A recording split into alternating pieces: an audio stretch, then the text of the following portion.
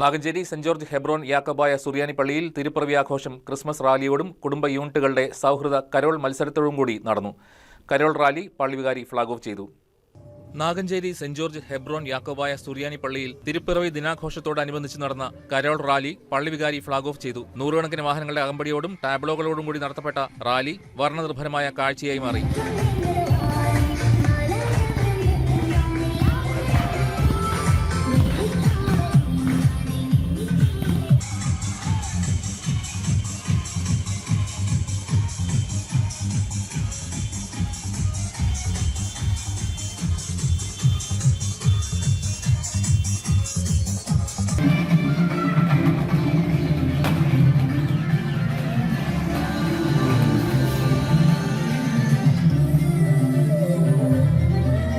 തുടർന്ന് കരോൾ മത്സരവും Christmas Santa മത്സരവും പള്ളിയങ്കണത്തിൽ നടന്നു. സൺഡേ സ്കൂൾ വിദ്യാർത്ഥികളുടെ കരോൾ ഡാൻസും ഇതോടൊപ്പം നടന്നു. വിജയികൾക്ക് പള്ളിവികാരി ഫാദർ ഷാജി തെക്കേക്കുടിയിൽ സമ്മാനങ്ങൾ നൽകി. സഹവികാരി ഫാദർ എബി കിഴക്കേപ്പുറത്ത്, ട്രസ്റ്റിമാരായ ഷാജൻ താഴത്തോട്ട്, ജിജി താമരക്കുടി, കുടുംബ unit general secretary Kuriakose Koothamattam തുടങ്ങിയവർ പ്രോഗ്രാമുകൾക്ക് നേതൃത്വം നൽകി ആശംസകൾ നേർന്നു.